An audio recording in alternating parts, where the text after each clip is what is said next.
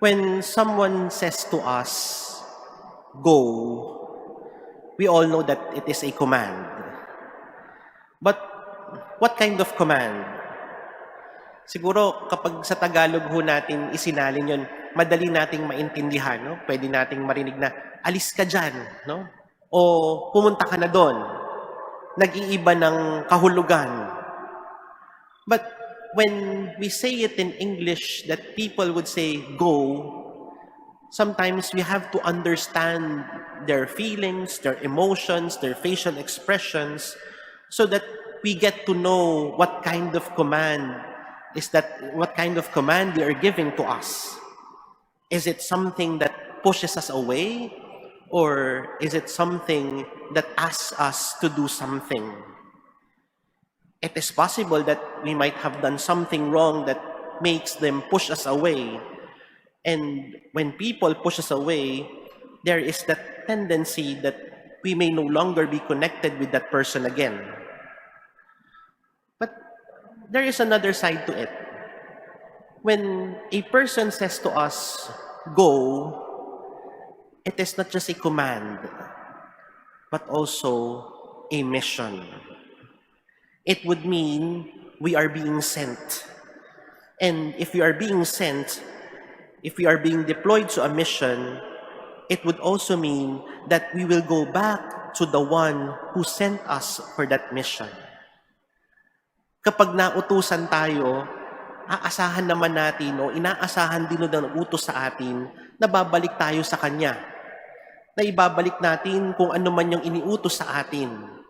Kapag may nagpabili sa atin sa tindahan, alam natin na kailangan nating bumalik at ibigay kung ano yung pinabili sa atin.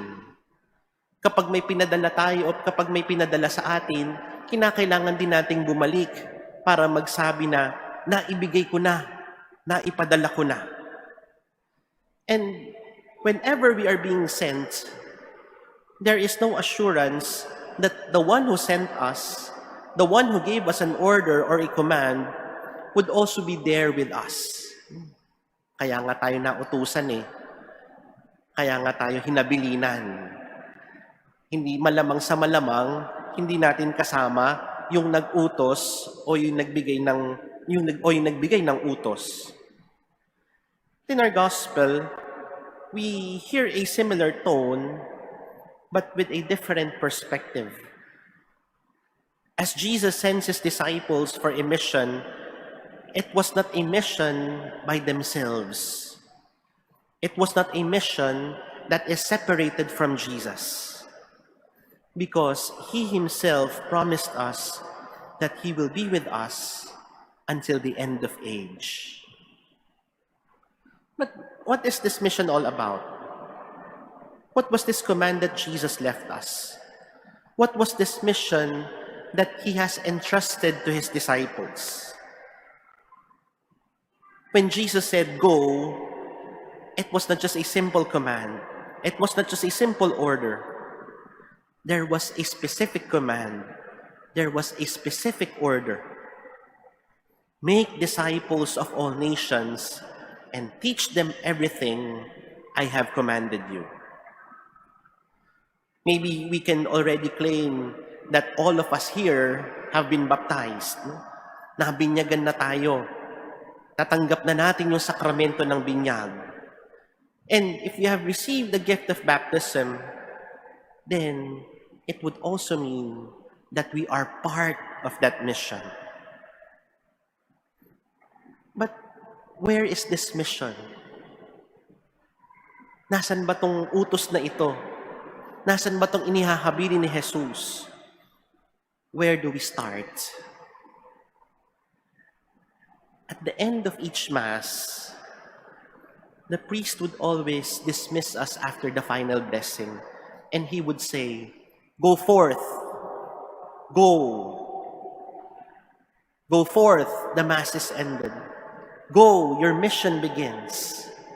It is not just a signal that the celebration of the Eucharist is over. It is also a reminder that our mission begins. We Christians take Sunday as the first day of the week.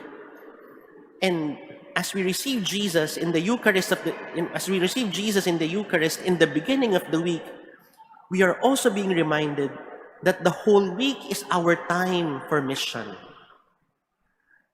Hindi ho natin sinisimulan yung linggo natin sa Lunes.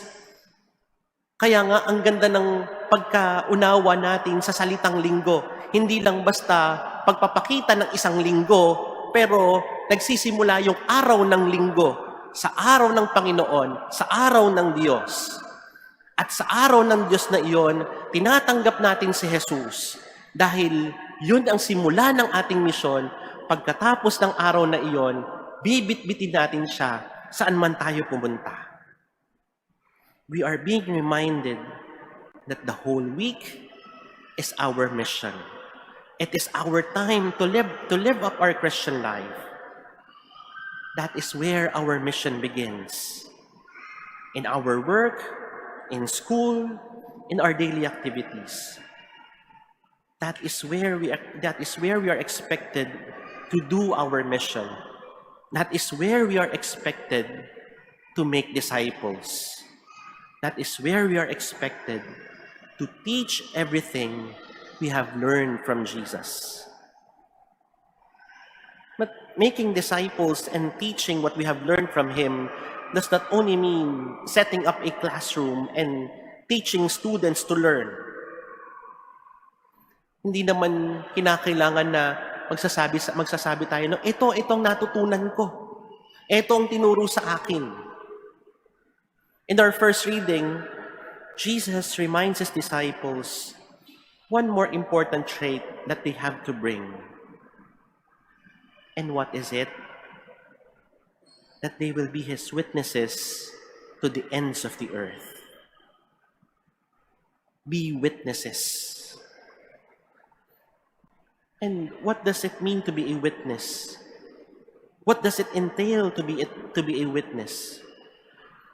Minsan madali lang ho nating maunawaan kapag sinabi nating witness ay yung mga nakakita o yung mga nakarinig na isang pangyayari. We ask details from someone who has witnessed the incident. O di kaya kapag may kasunduan na mangyayari, magsasama pa tayo ng isa para may witness tayo. Hindi lang tayo mag-isa. We ask that person to validate what we are trying to convey or what we are trying to report. And we limit our idea of a witness as someone who has seen or heard an event. Kapag sinabi nating witness, sila lang mga nakakita, sila lang mga nakarinig. But to be a witness of Jesus is not just someone who has seen or heard Him. Hindi na ho natin pwedeng sabihin na nakakita o narinig na natin si Jesus. He already lived 2,000 years ago. Wala naman ho makapagsasabi sa ating 2,000 years old na o 2,000 years old na tayo. If we limit our definition of being a witness as someone who has seen or heard, then we will lose the very essence of our mission as Christians. Because to be a witness of Jesus is not just someone who has seen or heard Him. To be a witness of Jesus is to have that encounter with Him. There is no one who is old enough who can claim that they have lived with Jesus, that they have seen or heard Him. But we can all claim that we have a unique and personal experience of Jesus. That is where we should start. Because it is in this genuine experience with Jesus that we can be more effective in our mission in making disciples of Jesus and teaching them everything we have learned from Him. There is one more challenge that is being given to us. This Sunday, this Ascension Sunday, is also called World Communication Sunday. And that will also be the ultimate challenge for us. To communicate this experience of Jesus. Ang laking bagay ho ngayon ng teknolohiya para mapadala ang mabuting balita. Salamat sa live streaming, salamat sa online masses. Marami tayong mga kababayan na nakakarinig ng mga misa dito sa Pilipinas sa iba't ibang dako ng mundo. Kahit na wala sila sa isang Kristiyanong bansa, pero dahil may online mass, dahil may live stream mass, nakakakita, nakakarinig sila ng mabuting balita. Salamat sa teknolohiya. But communication is not merely transmitting the good news. It is just one aspect of it. Communication would also mean the quality of our transmission. And the quality of transmission is not dependent on how clear the transmission is, simply because we are not transmitting any ordinary message. Kung simpleng mensahe lang ho yung pinapadala natin, no? Madali lang ho magtanong, malinaw ba o malabo? Naintindihan ba o hindi naintindihan? Our message is no ordinary message. It is the message of Jesus. And most of the time, we construe the message of Jesus with our own message. Akala natin si Jesus pa yung pinapahayag natin. Pero sarili na lang pala natin yung pinapahayag natin. That is why we fail to communicate the message of Jesus. Because we in the first place do not know what the message of Jesus is. Yes, he spoke of charity and love, but he also denounced what is wrong and what is evil. He preached about mercy, but he never neglected the necessity of justice. That is what we should be transmitting. Hindi kung ano lang yung papabor para sa atin.